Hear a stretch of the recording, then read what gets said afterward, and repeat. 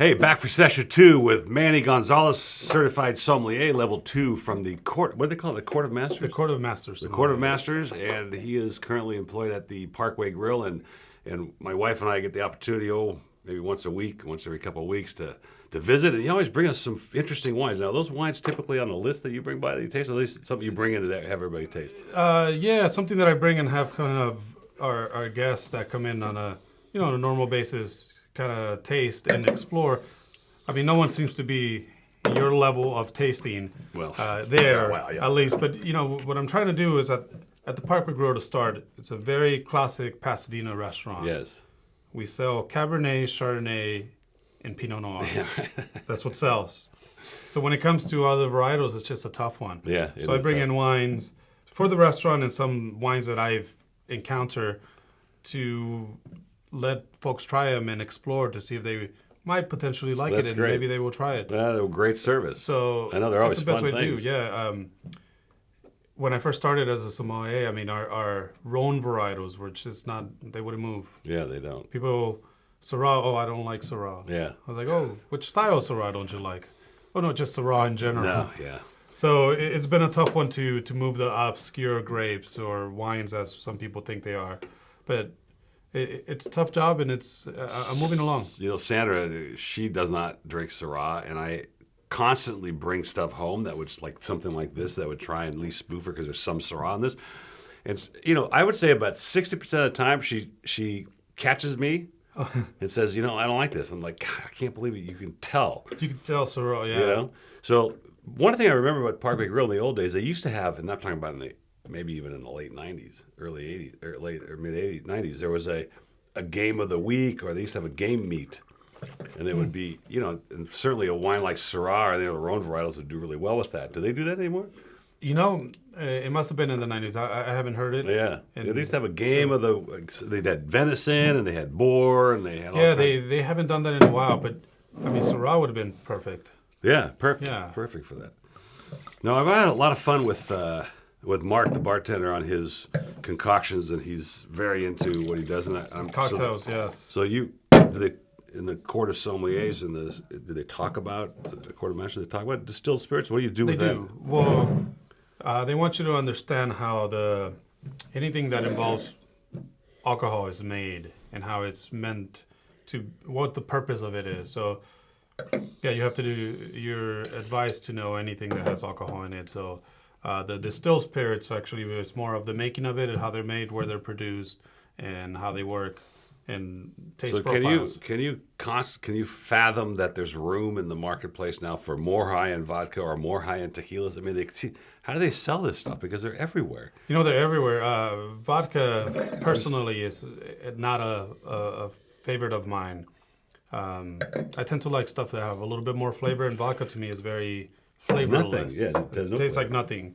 For me, a lot of people love it, but yeah, I'm not sure. How do they introduce these tequilas? And I understand, for instance, for tequila, there's only 4 or 5 tequila houses that have control of the market, and then everybody has to buy from them to elevate it. Yes.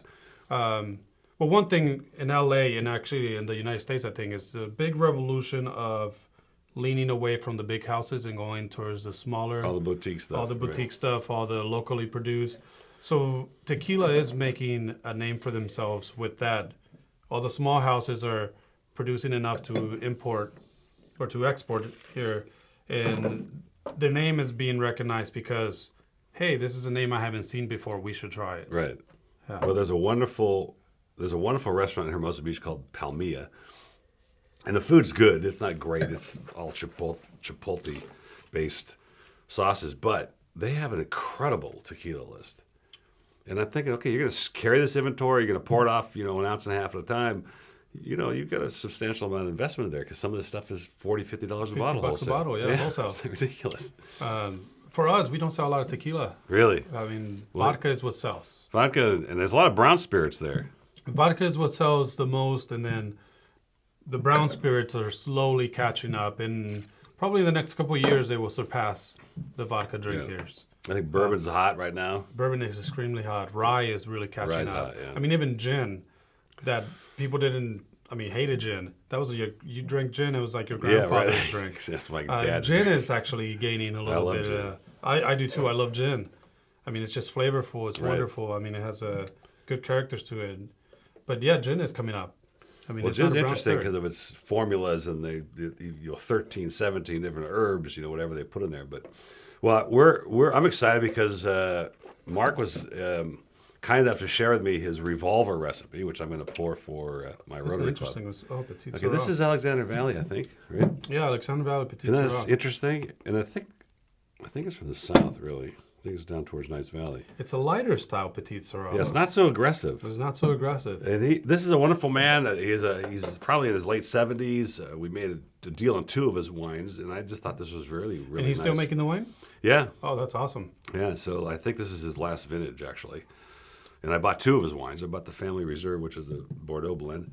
But I thought this was just, it wasn't that, sock in the mouth dryness that a Petit Yeah. Syrah has. But It it's still got all has the a character. little character of it, Right. but it's not completely full.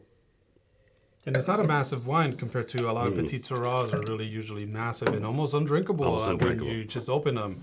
I mean, they really need some time in the bottle or time in a decanter being open.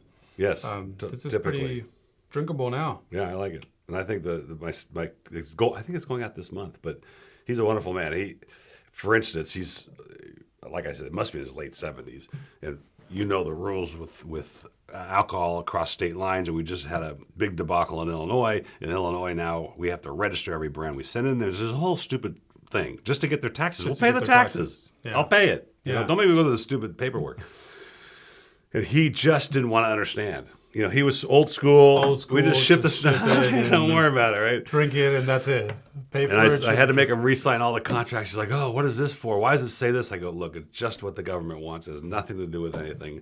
They're just dotting their I's and crossing their T's." And this woman just sits in Chicago and just sorts through these stupid things and just approves it. Approves it. And there's no denial of it. In other words, they won't deny you to bring in this wine They just as long as the contract reads what they want to read. That's all it is. politics. Stupid. They just want their money. Stupid. So yeah, the revolver you were talking about, Mark. Yeah, right. Very interesting drink. And Mm-hmm. when I tasted it, I was like, this would be a good winter drink, holiday winter drink. Right. Yeah, a got little just like- coffee. Has a little coffee and a little cinnamon Right. in the back end. It's just and it's light. It's not massive No. bourbon drink.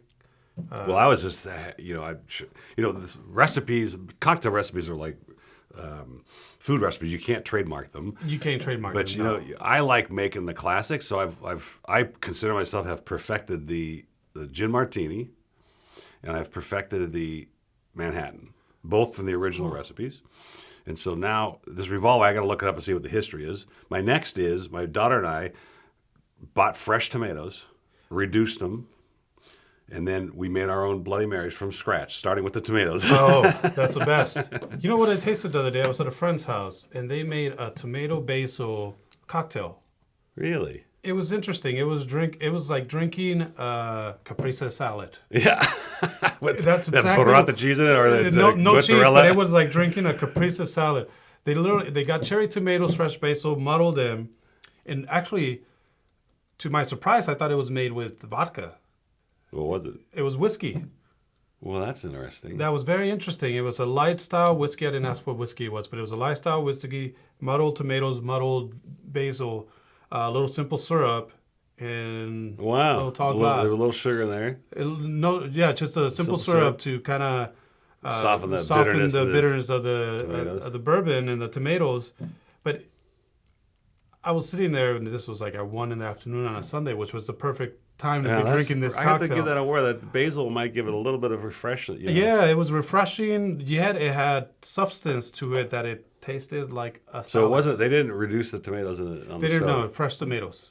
Wow, So it was an interesting cocktail. that's very interesting. We have to try Never that. had it, and I was very impressed by it. Well, the reason they don't kick me out of the Rotary Club in Arcadia is because I never go to the meetings anymore because we're always gone on Fridays. But I host the biggest party of the year at the house, You bring the booze. and I bring the booze. So and When you bring the booze, no one's going to say no to coming in. there's a cartoon I have in my office. I'll show it to you before you leave. And it's revolutionary times. And there's a guy at the door. It's like a speakeasy. And up comes George Washington. And he goes, "Who goes there?" He says, "George Washington." He goes, "Step aside." He goes, "Who goes there?" It's Ben Franklin, inventor of the country. He goes, step aside. Then he goes, who goes there? He says, Willie the wine merchant. He goes, hey, Willie, come on in.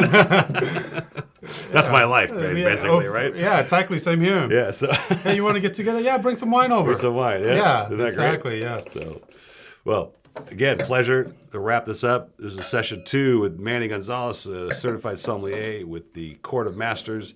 And look for him at Parkway Grill on Arroyo Parkway in Pasadena, California.